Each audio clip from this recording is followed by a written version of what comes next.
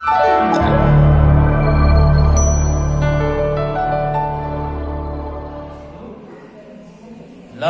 annal kilabul ummatun minal ummani la amartu bi qatliha faqtuluha minhal aswadal bahimah. Wow, jauh.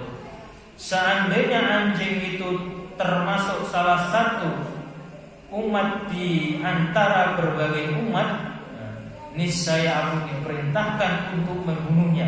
Bunuhlah anjing yang hitam pekat. Di hadis yang lain disebutkan al-kalbul aswadu asyaiton. Anjing hitam adalah syaitan.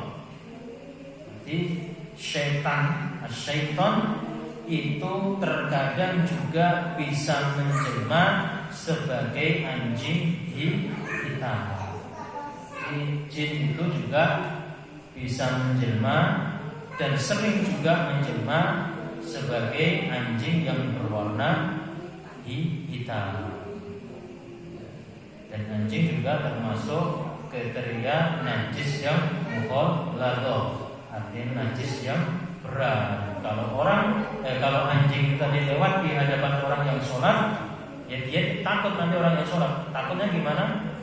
Terkena najisnya, dan itu pun bisa mengganggu kekhusyuan sholat. Bahkan juga bisa menyebabkan batalnya sholat orang tersebut. Dari sini ada yang ingin ditanyakan sebelum saya lanjut ke hadis 185 6. Tanya Pak, sebelum bagi putri itu kalau sholat ada pembatasnya begini ya Pak, baik Pak. Tapi kalau di lapangan itu kalau cuma pembatasnya apa itu ya nggak ada pembatasnya gimana Pak? Apa ya lebih baik apa depan apa kanan apa belakang gitu Pak? Inilah nanti akan dijawab di hadis 186. Ya, artinya ini waktunya masih lama dan kurang sedikit ya kurang sedikit benar ya. Saya jawab aja. Di hadis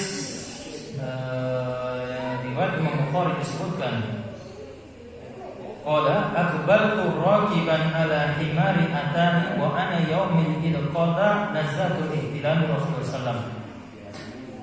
Aku datang dengan menunggang keledai betina yang saat itu aku hampir menginjak masa balik, dan Rasulullah SAW sedang sholat di Mina. Illa khairi jidalin mama Rasul baina yadayhi ba'da shaf.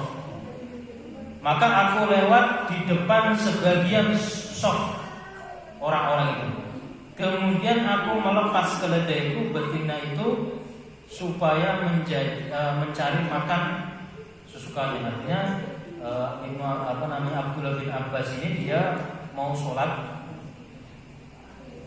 di Mina dan dia membawa keledai, dan keledainya ini dilepas dan beliau ini melewati shaf-shafnya, shaf-shaf orang yang banyak.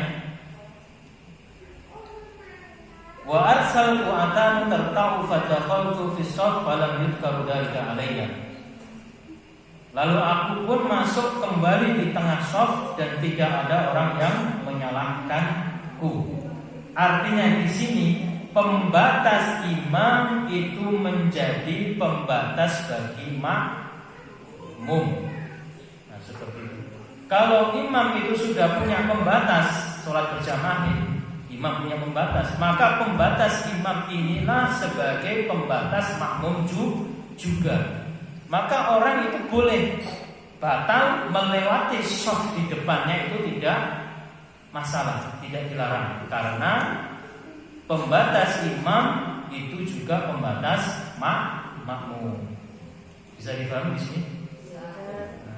Bagi para sahabat itu juga dulu kalau batal di depan, ya dia juga melewati shaf di depannya, tapi tidak boleh melewati depan imam. Yang ini yang dilarang.